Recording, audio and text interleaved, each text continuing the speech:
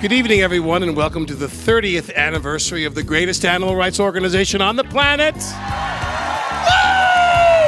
30 years ago, there was no recognized animal rights movement, but PETA changed that. Because of PETA, major corporations are changing the way they do business. Hard-fought legislation is being won. The audience for animal circuses is dwindling. Laboratories are replacing animal tests. 30 years ago, people thought that a vegan was someone from Las Vegas. Times are changing. Seriously, who does go to the fucking circus? I gotta say, I'm obsessed with animals. I really am. And I'm obsessed with PETA because they're obsessed with animals. I am so humbled by this. And of course, thank you to PETA and to everyone who spends so much of their time and life protecting animals. Thank you for this tremendous honor. As a child, whenever I watched horror movies, I didn't care if people were eviscerated or torn apart with a chainsaw, but if there was an animal in the film, I only cared if the animal lived. It's our job to take care of them. Animals who desperately need us to speak for them. So I will continue to do my part to offend and upset people, but all for a good cause. Thank you for recognizing me, and happy birthday, PETA. Ladies and gentlemen, please welcome the man who puts the gay in Gala, PETA's Senior Vice President of Campaigns, Dan Matthews. We like to refer to our next presenter, Pamela Anderson, as PETA's weapon of mass distraction. Let's hear it for Pamela Anderson. Oh my goodness, Iggy Pop's backstage. I'm a little rattled. Jeez, okay. Dave Navarro is one rock and roll badass. Dave Navarro, I love it. Ladies and gentlemen, Joanna Krupa.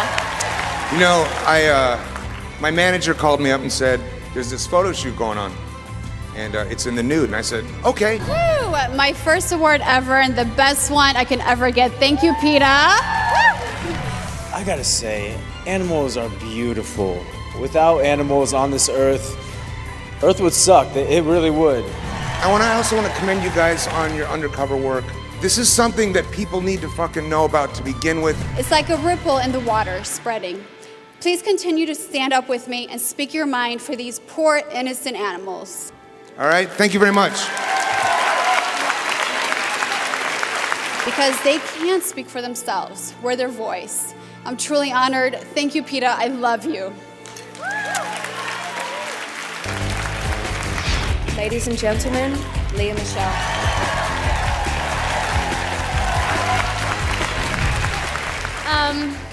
I wrote something that I wanted to say, and now I don't want to say any of it anymore because I've been so incredibly inspired by everyone coming up here tonight.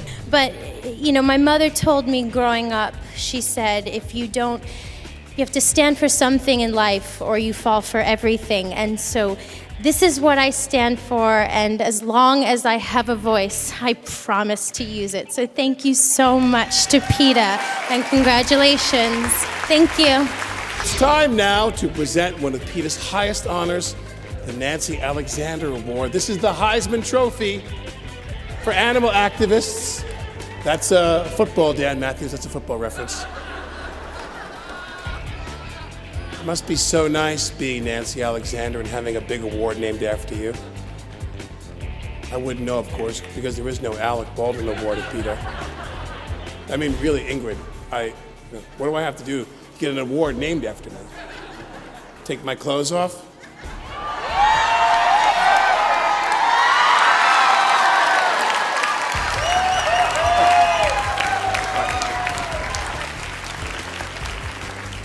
Calm down, everyone. Nancy Alexander is a cornerstone of PETA's foundation, and her generous support over the years has fueled many of PETA's greatest victories.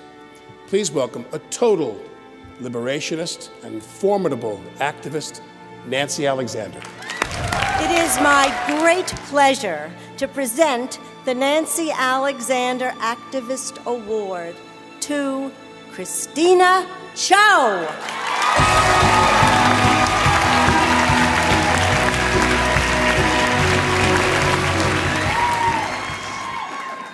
you, Nancy.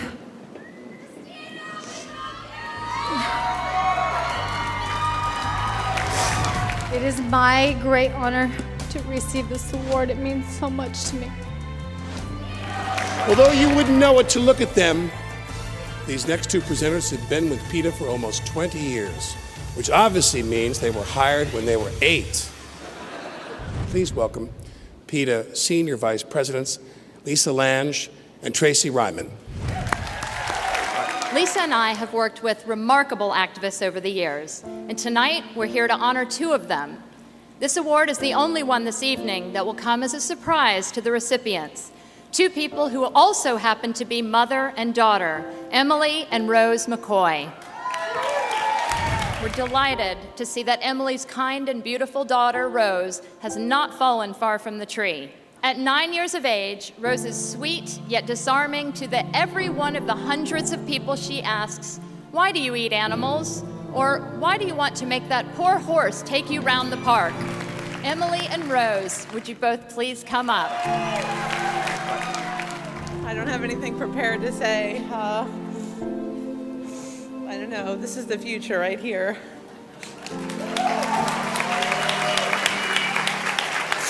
To say anything, you're more eloquent than I am.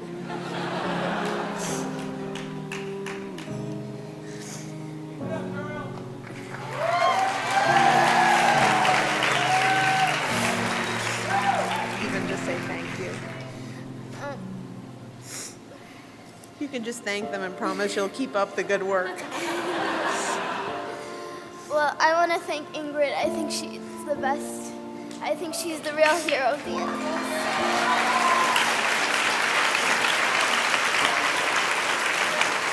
And Tracy and Lisa and Dan, who we've known for years, who just, where would the animals be without them? So thank you.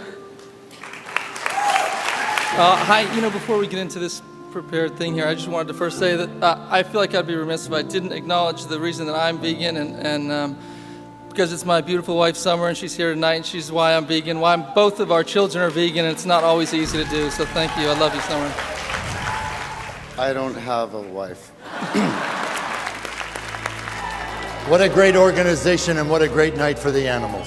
Our next awardee is a force of nature, a hurricane with a Spanish accent and a guitar, which is just what PETA needed for its campaign against bullfighting. I'm talking about Charles. It became Charles' lifelong dream to see this blood sport abolished. In July, Barcelona voted to ban bullfights. Please welcome the one and only Charles. Today, Barcelona y Cataluña, tomorrow the whole world. Thank you, PETA. Thank you, everybody. Muchas gracias. Ladies and gentlemen, Eva Mendes. Ladies and gentlemen, please welcome this year's B. Arthur Activist Award winner, Dan Neary. Ladies and gentlemen, Angelica Houston. I thank you all so much. I'm honored to be part of this organization. I said, oh, no, I'm very anti-fur. I don't wear fur. This is why, da-da-da-da-da-da. And PETA, I guess, read this interview, and they sent me flowers. Thank you. And thank you for supporting PETA. PETA kicks ass. I love you guys. Thank you. I'm actually very nervous. Thank you. Bye. I also admire your figures. You all do so well without meat. There wasn't a fat person on stage tonight. So here's to you. Thank you. At the core of PETA's work are its undercover investigations. The goal of any investigation is to uncover the misery and suffering hidden behind the closed doors of factory farms, slaughterhouses, snake and crocodile farms, laboratories, circuses, puppy mills, pet shops, and any other place where animals are being hurt. This is why PETA's investigations are so important. Without hard video evidence, the animals would suffer and die in torment and obscurity, and the general public would remain unaware. I'm thrilled to announce that just last week, PETA's undercover investigation at a North Carolina laboratory where hundreds of cats and dogs and rabbits were being horribly abused in toxicity tests caused the USDA to take action. The federal government launched an immediate investigation. Amazingly, within a week, the animals were being adopted out to good homes, and the facility has closed its doors forever. The brilliance of this organization, its razor-sharp focus and drive, are all attributable to the vision of one person. She's the smartest woman I know and the hardest working person I've ever met. I'm talking about the woman who started it all, PETA's co-founder and president, Ingrid Newkirk.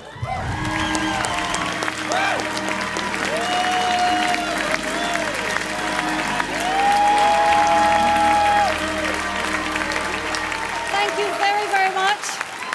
Thank you for all coming out tonight. I hope you have a wonderful time. I can dream, but only you make the dream come true. Without you, we don't have PETA. So thank you, thank you, thank you from the bottom of my heart.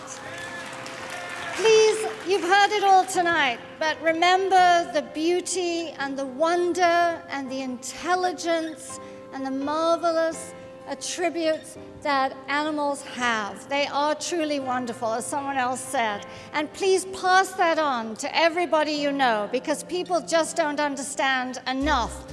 And if they did understand about animals, then they would stop abusing them. In this day and age, there should be no animals on our plates. In this day and age, there should be no animals on our backs. In this day and age, there should be no animals in chains, and there should be no animals in cages.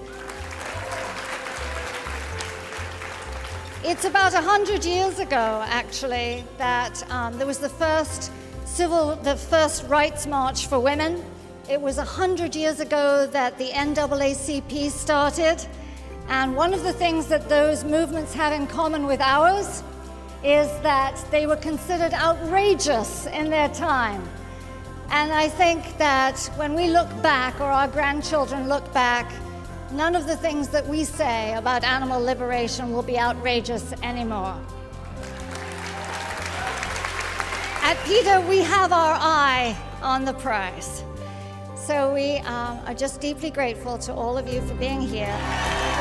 That's our show. Thank you all for your support and for being part of this special evening. And don't forget, spay or neuter, adopt, don't buy, go vegan, don't wear fur, be kind to animals, never dissect, wash your hair with cruelty-free shampoo, and avoid the animal circus. Thank you all for making this such a wonderful event. Good night, everybody, and thank you.